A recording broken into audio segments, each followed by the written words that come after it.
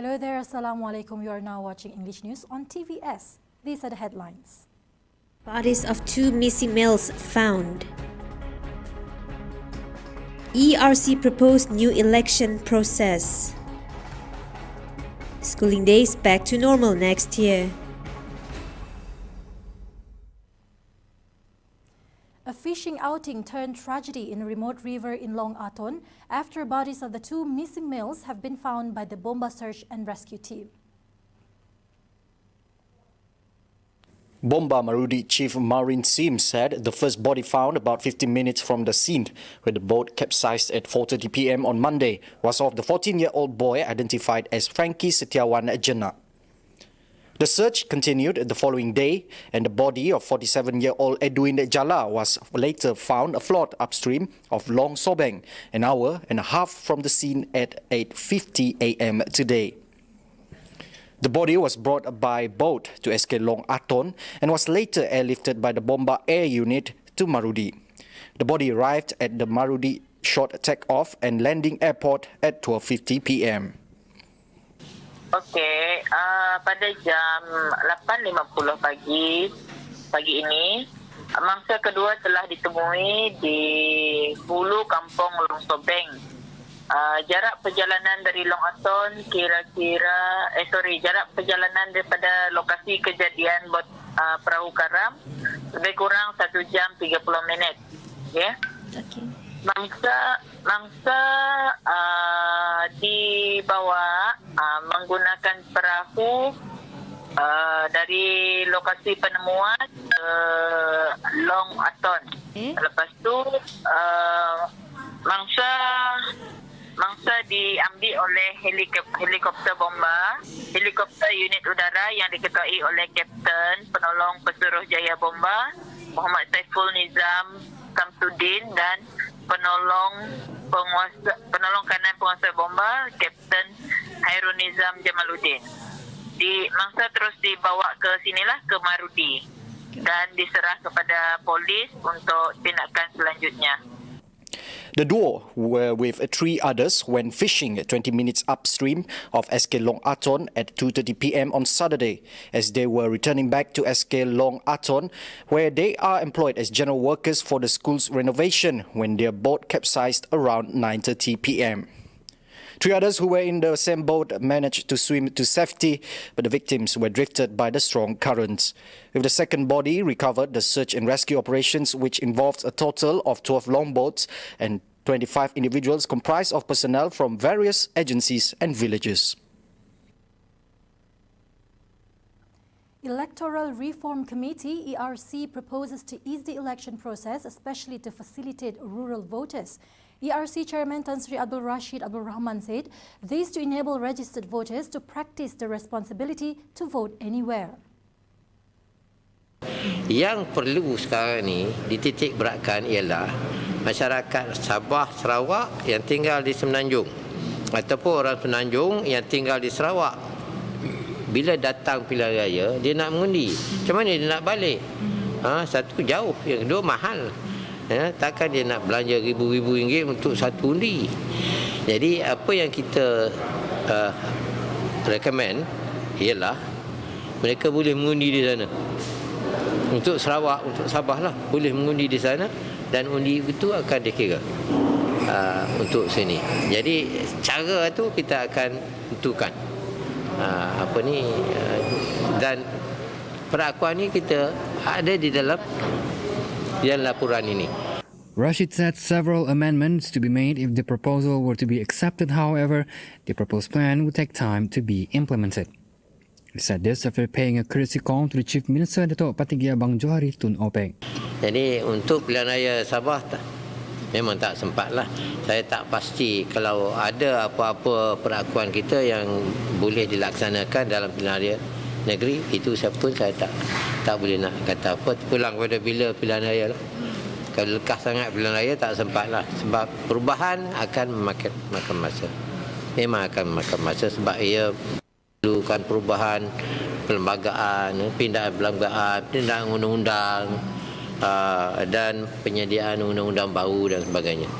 He explained that the electoral law system needs to be enhanced as the democracy election is the main pillar of the country. Jadi kita telah kaji undang-undang dan sebagainya dan telah berjumpa dengan masyarakat umum lah di dalam apa yang kita sebut sebagai libat urus, dan apa yang kita masukkan di dalam perakuan ini adalah mengikuti kehendak-kehendak masyarakat di seluruh Malaysia, termasuk Sarawak juga. This year's Hungry Ghost ceremony, which fall on September 2nd, would see the absence of Xiangku ceremony as it involves physical contact.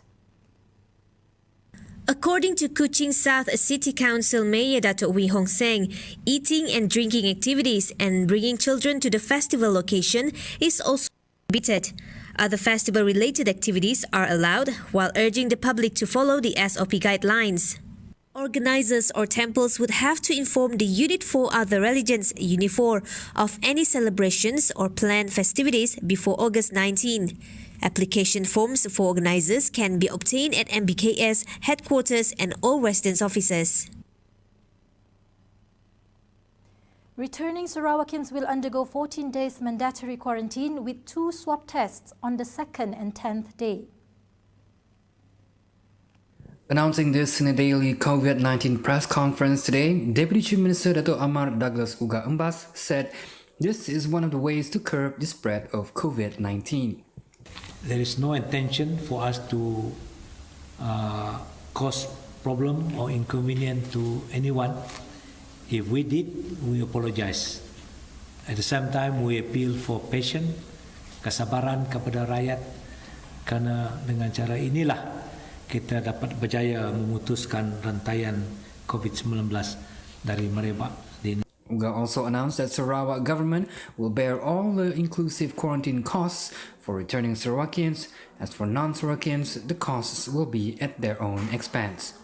On the daily COVID-19 updates, Sarawak today maintained its total number of cases at 682 as there is no new cases recorded. The 2021 school academic calendar has been released, with schooling days will be returning to its normal 194 days, with shorter year-end school holidays in 2021 halved to 3 weeks from the usual 6 weeks.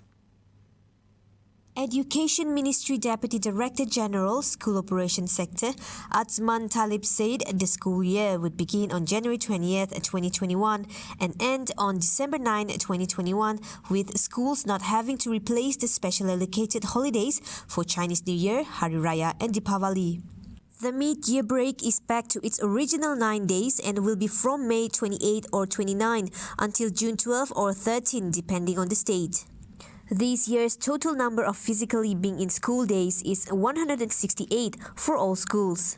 For Sarawak, which is under Group B, Term 1 will start from January 20th to March 26, Mid-term April 5th to May 28, Term 2 June 14 to July 16, Second Mid-term July 26 to September 10th, and Year-end September 20th to December 10th.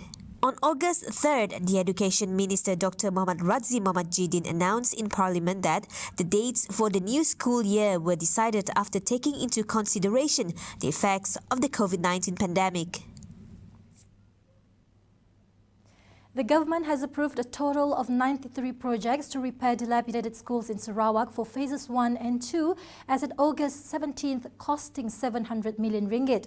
Deputy Minister of Education Datuk Dr. Mah Hang Soon said the implementation of the project was funded through an allocation of 1 billion ringgit, which is a contra loan agreed by the Ministry of Education and the Sarawak government. The Sarawak government has paid 700 million ringgit of the loan last July, according to a specific mechanism agreed to by the Education Ministry. Secara keseluruhannya, projek Baipulih bangunan daif di sekolah dengan dana 1 bilion ringgit dilaksana melalui 3 fasa.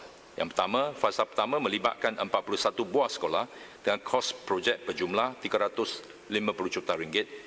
Fasa 2 melibatkan 52 buah sekolah dengan kos projek berjumlah 350 juta ringgit, dan fasa 3 sedang diutamakan senarai dan skop projek oleh KPM bersama dengan Kerajaan Negeri Sarawak melibatkan kos projek sebanyak RM300 juta.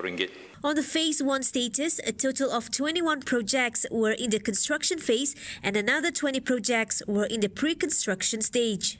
Projek Fasa Prabina meliputi 4 projek dalam proses penilaian tender, 5 projek dalam proses pengeluaran surat setuju terima, 5 projek dalam proses memutamatkan lantikan kontraktor dan 6 projek dijangka akan ditender pada akhir bulan September 2020. Meanwhile, for Phase 2, all projects are in the pre-build phase, with the Sarawak Public Works Department is carrying out survey work and preparation of tender documents, and the project is expected to be tendered in stages from August 22nd. The Village Development and Security Committees to grant small contracts of 200,000 ringgit and below to Class F contractors with the advice of the Regional Office and Public Works Department. Deputy Chief Minister Tan Sri Dato' Amar James Masing assured this to the Sarawak Bumiputra Chamber of Entrepreneurs DAP Kapit members that paid a courtesy call at his office. Masing added a contract to supply school rations should be given to DAP's Kapit at practice in the past. The Upper Rajang Development Agency, URDA, should be allowed to split some contracts into small portions. Matu District is now included under the Betong Sarike Food Basket area. Deputy Chief Minister Dato' Amar Douglas Uga Amba said this in response to a request by Jemoreng Assemblyman Dato' Dr. Juanda Jaya. According to Uga, who is also the Modernisation of Agriculture, Native Land and Regional Development Minister, with its huge land area, Matu had a huge potential.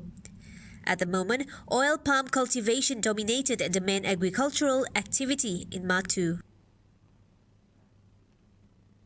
The Siasito package introduced by Sarawak Tourism Board STB, a game changer for the domestic tourism. This was announced by Minister of Tourism, Arts and Culture Dato' Abdul Karim Rahman Hamzah in a press conference on Monday. He said the tailored campaign was also to acknowledge the contributions of frontliner medical workers who fought against COVID-19.